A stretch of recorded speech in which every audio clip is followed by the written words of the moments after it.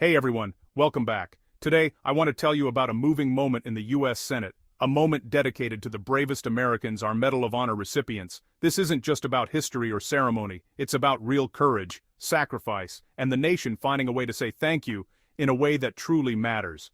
Picture this.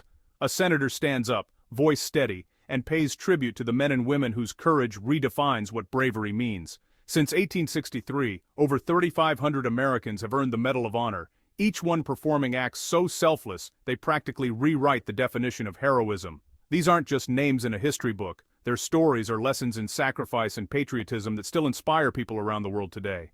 Let's rewind for a second. Back in 1916, Congress decided these heroes deserved more than just a handshake and a medal.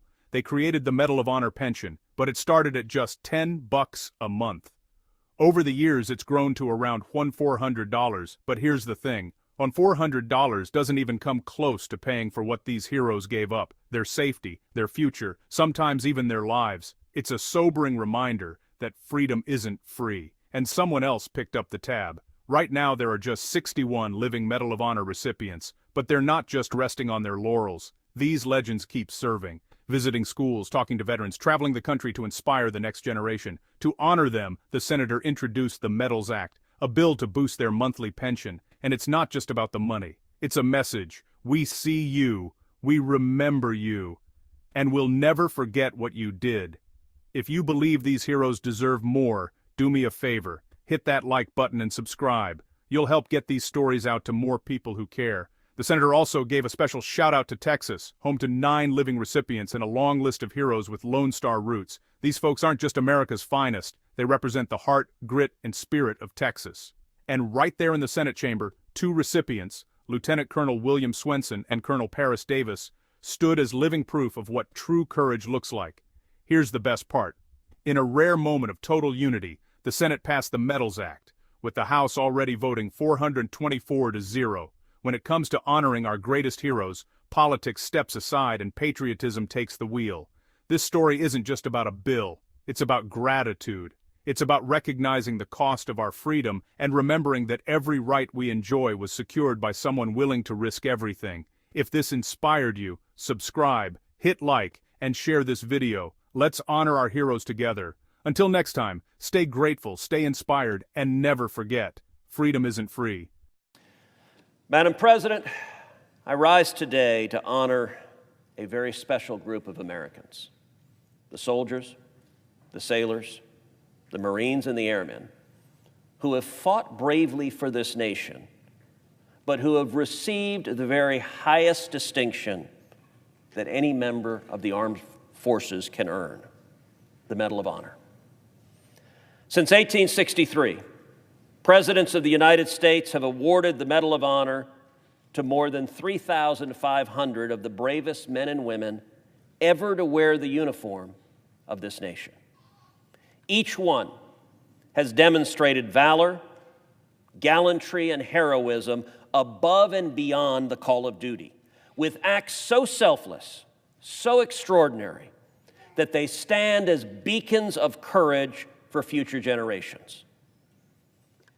In 1916, Congress passed Public Law 6556, establishing the Army and Navy Medal of Honor roll, and entitling each Medal of Honor recipient to a modest special pension of $10 per month for life. Over time, that monthly amount has gradually increased from $10 to $100 to what stands today at approximately $1,400 per month. But Madam President, let's pause and think about that. $1,400 a month for those who risked everything, their safety, their future, their very lives for freedom, for the opportunity for all of us to be here today. Today, there are 61 living Medal of Honor recipients, 61 men who faced unthinkable odds, who put their country before themselves, so that the rest of us could live in peace. We cannot truly ever repay them. There is no sum, there is no medal, there are no words that can measure up to their sacrifice. But there are ways that we can continue to honor them by ensuring that they are cared for, respected, and supported. Madam President, in January of this year, I introduced the Medals Act, my legislation to raise the monthly pension for Medal of Honor recipients. This legislation is a way for this nation to say, we see you, we remember you, and we will not forget what you have done. Many of these heroes spend their time traveling the country, speaking to school children, visiting military hospitals, and strengthening the very fabric of America. This monetary increase will allow them to continue those efforts and to reach more communities, mentor more veterans, and remind all of us about the cost of freedom. And I'd like to take a moment to recognize 9 Medal of Honor recipients who currently live in the Lone Star State. We honor them and we cherish them.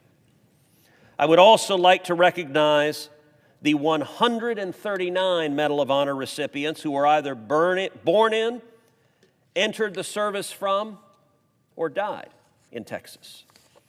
These are America's heroes, and they are heroes for the great state of Texas. Now, I'd like to take a moment to recognize the Medal of Honor recipients with us here in the gallery. Lieutenant Colonel William Swenson and Colonel Paris Davis. In just a moment, I will propound a unanimous consent request to take up and pass H.R. 695, the House-passed version of the Medal Act that passed the House 424-0. I urge my colleagues to join me, as our companions in the House have already done, in supporting this measure, in passing it into law, in sending it directly to the President's desk to be signed into law, and showing that when it comes to honoring our nation's very greatest heroes, we are united and we speak with one voice. Madam President, I ask unanimous consent that the Committee on Veterans Affairs be discharged from further consideration of H.R. 695 and the Senate proceed to its immediate consideration. The clerk will report. H.R. 695, an act to amend Title 38 United States Code and so forth. Without objection, the committee is discharged. The Senate will now proceed to the measure. Madam President, I ask unanimous consent that the bill be considered read a third time and passed, and that the motion to reconsider be considered made and laid upon the table. Without objection.